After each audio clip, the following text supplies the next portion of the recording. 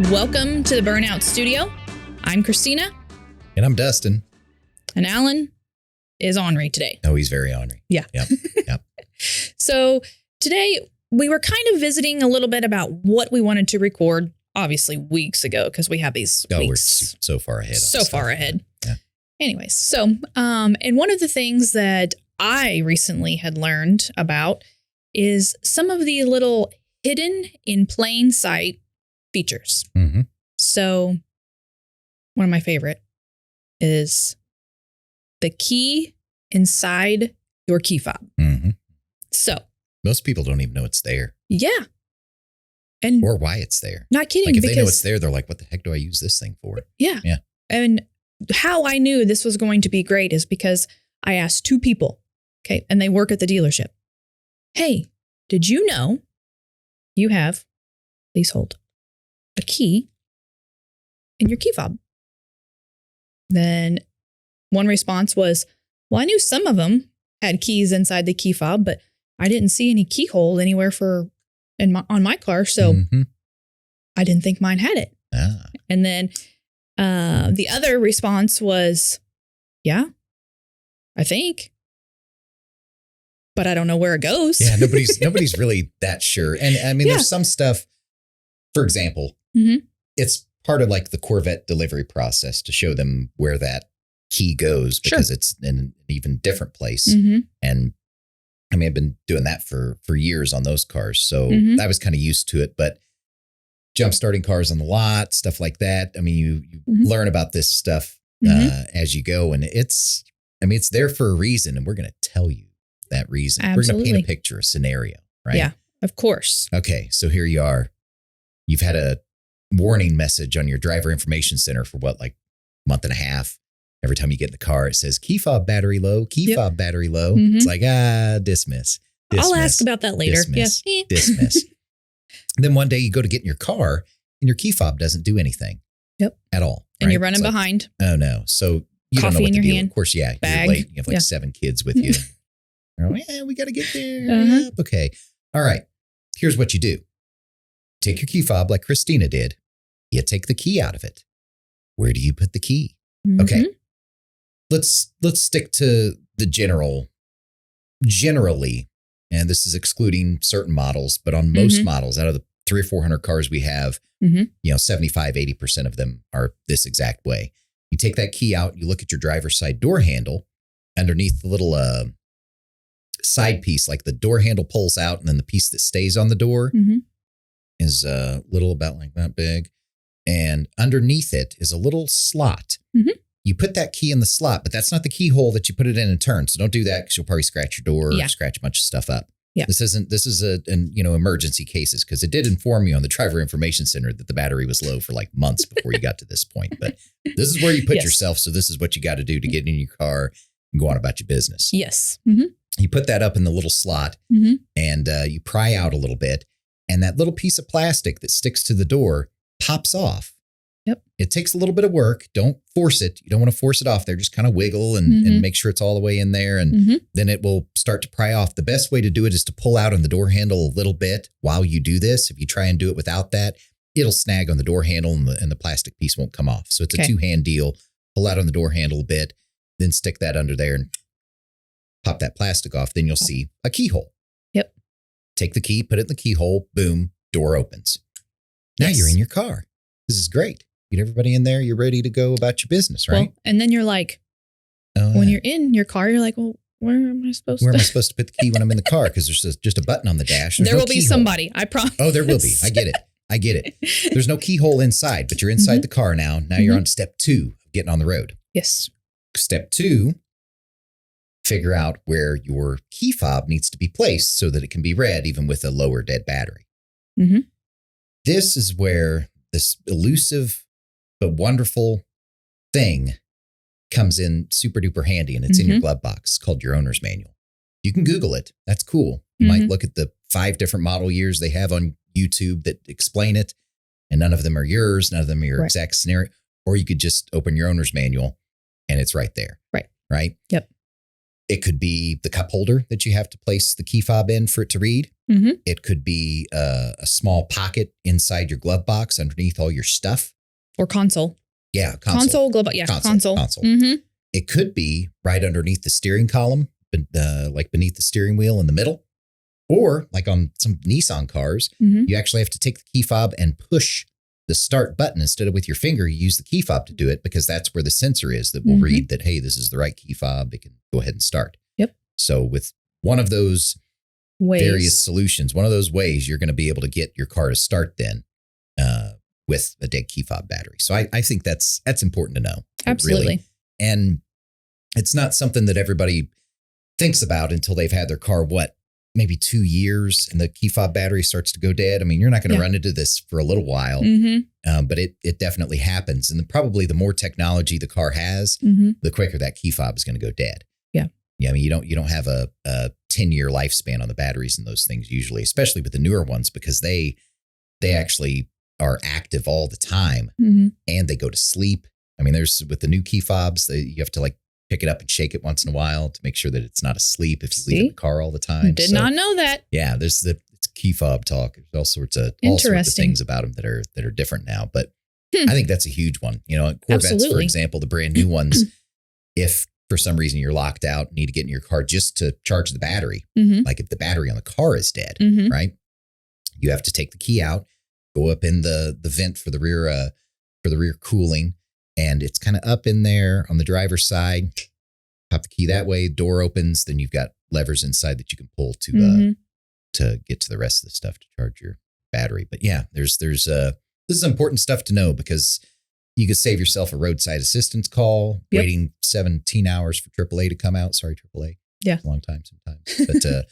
But you can really save yourself a lot of trouble and get on about your day just by having this information handy. Then you're going to remember to go get your key fob battery replaced. And there's plenty of videos on the internet on how to get your fob apart. Yep. Or if you come to WK, you know what they do?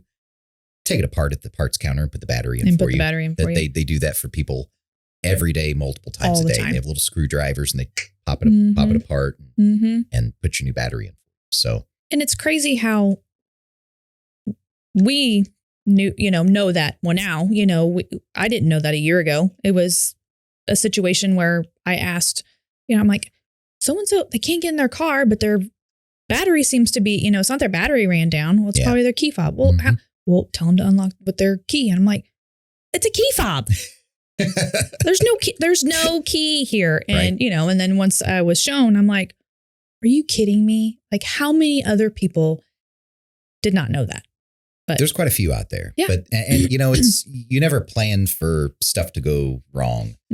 Really. You don't. Well, you don't. And it's always when you're running behind is when it happens. Yeah. Yeah. So this could make you a lot less late for whatever it is you're already late for whenever you run into a situation like this. Yeah. So I think that's a good one. I think that's a good one to start with. Yeah. So. Main thing, if your key fob is dinging at you or your car is dinging, replace your key fob battery. Yeah. You'll see you won't ever have to do this if you just look at the driver information center. Right. You can dismiss it a couple of times, but a couple of months later, you're going to have to do this one of those mornings.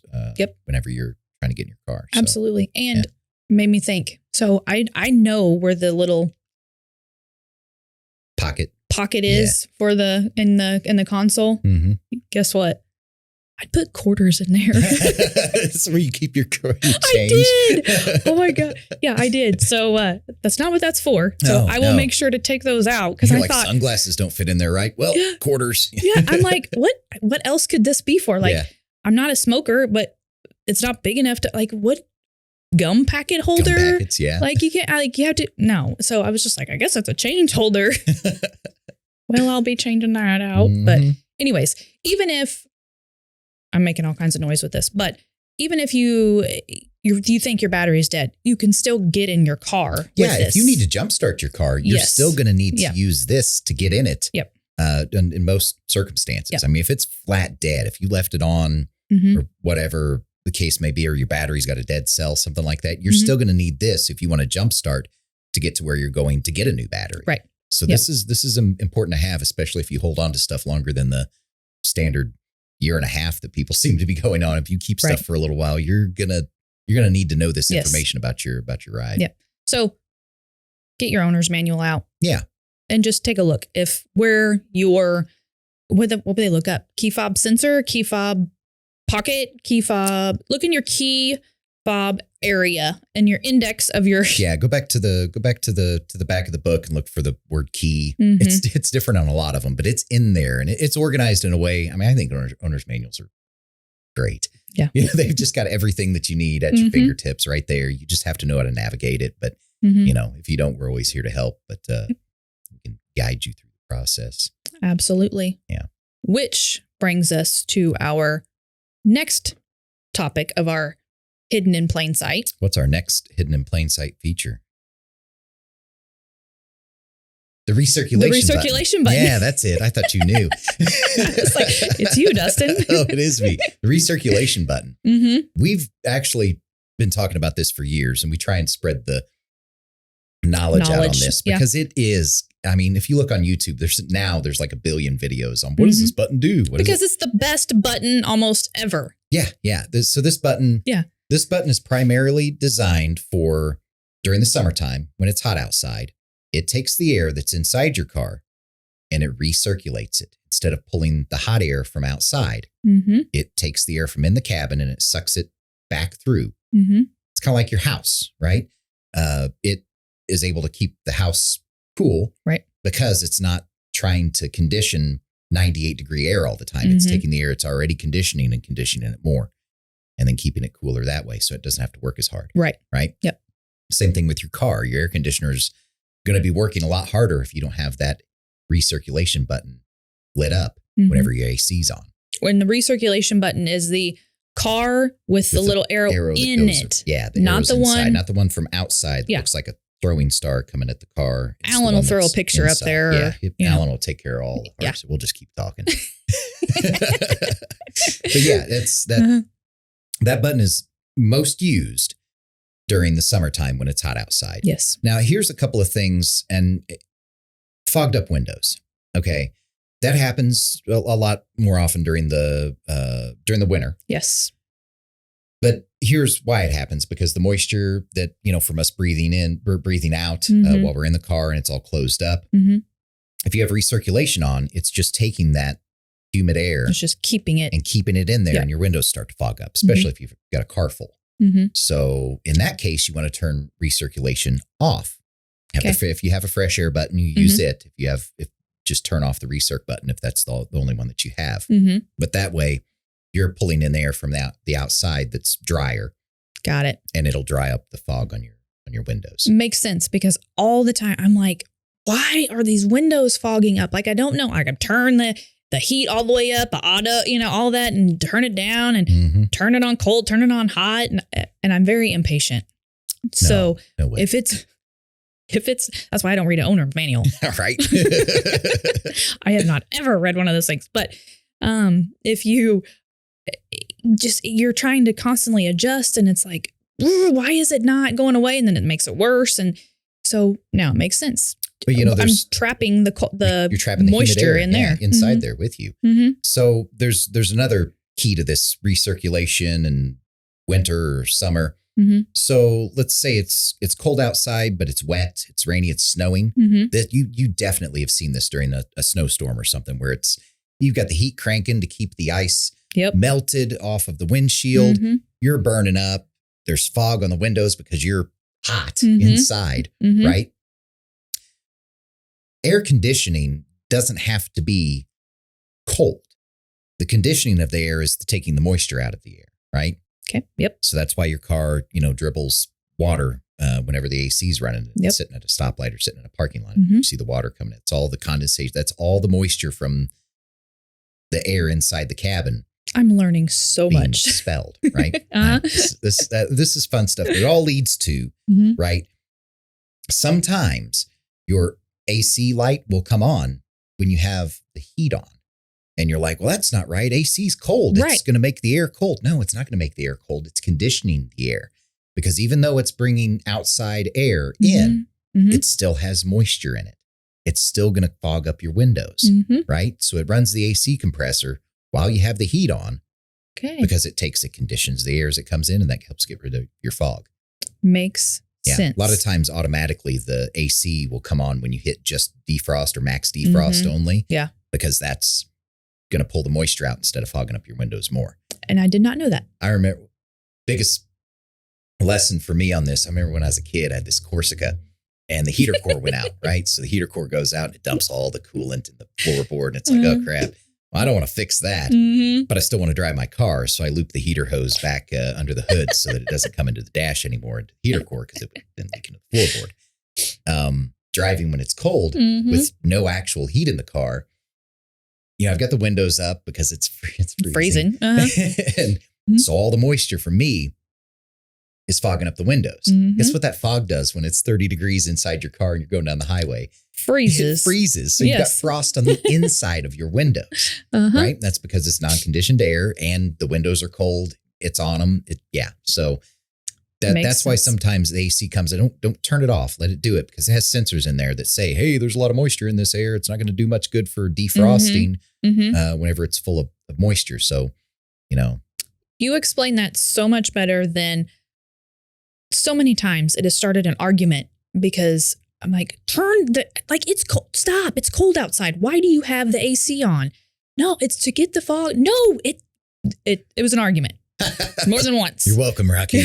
You're welcome, man. So now I know it may have not necessarily been him, turning that on, but even if it was, there was a purpose to it. It wasn't just because he's a big fella that he was hot and I'm freezing over here. There's a purpose to it. So the temperature you select is the temperature it's going to be, whether the AC compressor's on or not. I just saw the button of AC on. That means cold. I don't like it. Turn it off, you jerk. That's kind of how it went. Sort of, I imagine. But perfect. Okay. Yeah. So I think that one, that's on like every dash of every car. So, it's kind of universally good knowledge to have. And going into this winter season that we're looking at, heavy snow predictions for mid-Missouri, you'll run into a situation where you're like, why is it fogging up? Now it's freezing. Now it's this. And, why is the AC compressor, why is the AC button lit up when it's 14 degrees outside? The car has enough sensors in the HVAC system that it sometimes, you'll hit that AC button because you think, and it'll flash. That means it does not need it, does not need to use it, because it doesn't show the moisture content when you have it on heat. So, it's different in a lot of cars, but it's still kind of the same general concept. Either it does it automatically or you do it for it. Right. So summertime, recirculation button on always. Wintertime, sometimes. Sometimes. When it's foggy, make sure that recirculation button is off. Yeah. And max up. Yeah, generally that's the best way to do it. Another thing, recirculation works wonders. Pollen season. When you get out to your car and it's a white car and it is yellow. That's pollen. You can save yourself from a lot of that stuff by having the recirculation, making sure that it's on all the time inside the cabin. There's also cabin air filters in a lot of cars now too. I didn't even know that for a long time. They filter out the air as it recirculates through the cabin. So that again helps with pollen. You don't need to be driving, sneezing.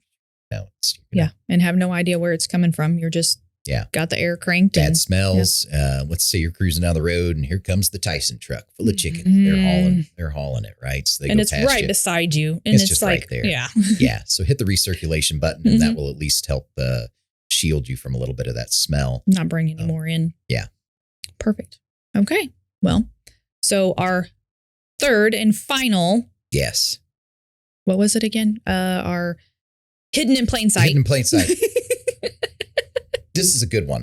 Yes. This is a good one. Accessory mode. Okay. On a push start vehicle. Yeah. So this is it used to be, you take the key, you turn it forward once, you're an accessory. Or, no. It used to be, Alan, thank you, backwards. Push in and go back one. That's accessory mode, right? You listen to your radio.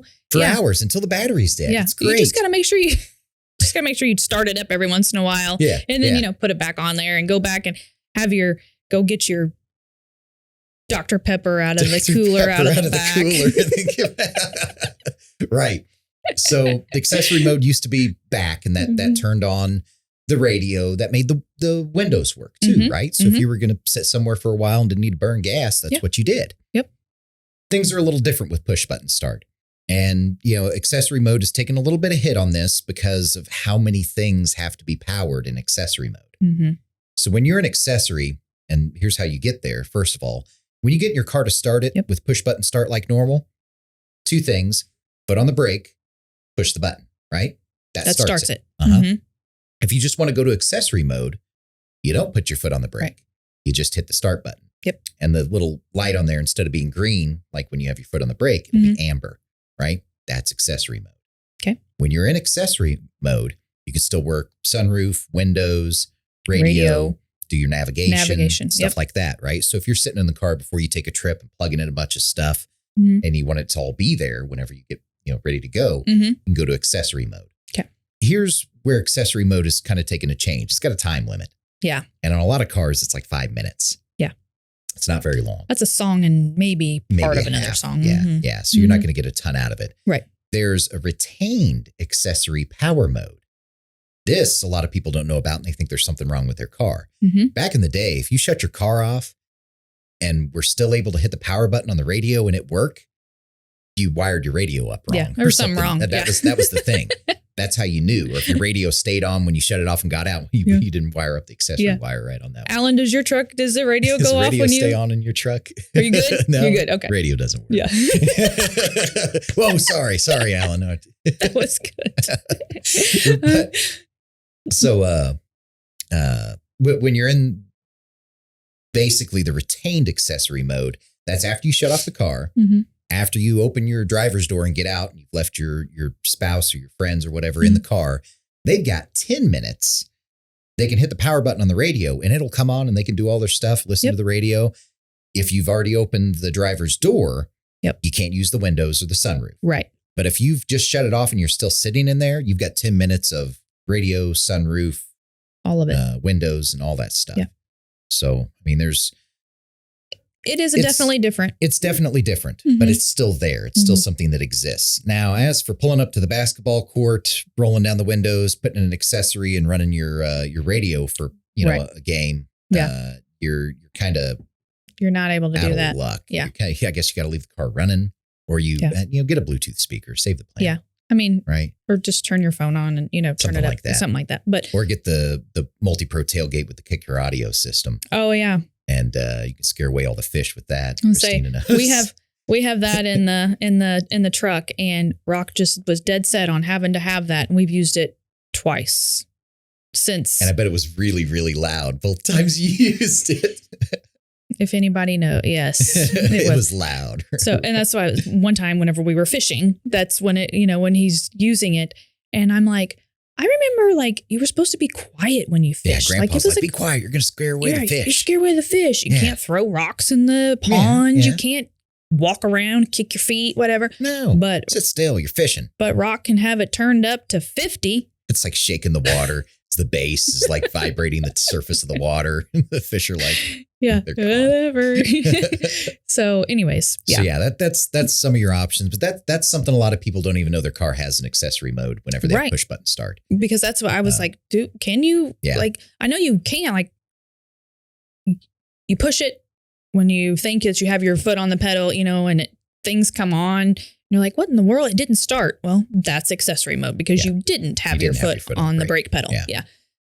So yes, your radio still work, but it's just limited time. It is a limited amount of time. But that, like I said, that's because all the modules it has to have fired up. It's not as simple as running power through a couple of relays now and windows work and everything's good.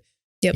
It wants a lot of juice. So that's why it limits the time that you have with the vehicle not running and charging. Yes. So perfect. Yeah, I think those are pretty important things to know. They're definitely on the vast majority of vehicles that are on the road today. Oh, yeah. And it's stuff that a lot of people just don't know that they have. No, I mean, seriously, the key and the fob, I was blown away by. And then figure out that you can open the door. Where do you put this key? I think that's huge. And when to use it and why to use it. Let's learn from a lot of jump starting stuff. You know, over time, over a long period of time, you end up doing that a lot. That's I just kind of one of my claims to fame. Dustin. Is to go help with Aaron. We like starting stuff. Yep. And we like getting it running, whether it's 1 box or 5. We're going to get it running. And that's just stuff you learn along the way. Yeah. And everybody should know that about their vehicle. I think this isn't like mechanic level stuff. This is just like owner level stuff that you should probably know that in the grand scheme of things could, save your bacon. Yeah. Going to a job interview or you're, whatever, you got to pick your kids up from school. They hate it when you're such a big deal when you're late. Absolutely. Did you forget me? Do you love me? Yes, I love you. I was busy. God, yeah, because you pull up there and you're like, oh, crud. I'm like 10 minutes late, and you pull up and your kid's like the last one, and the teacher, and they're like, that's a bad deal. Anyways. It's terrible. The teachers are shaming you. What are you doing? You forget your kid. Oh, your mom and dad, they won't be late tomorrow. Oh, yeah, they love you. Don't worry. So save your bacon, maybe save your relationship with your children with these handy tips from the WK Burnouts. Yes. Key in the key fob, recirculation button, and accessory mode. Yep. Perfect. All right. Well, if you found this informative, did I say it right? You did. That's the correct word. I always have to double check. Informative and entertaining, which I hope you did. Yeah. Please like and share, and we will cruise on by and pick you up next week. Thanks, guys. Thank you.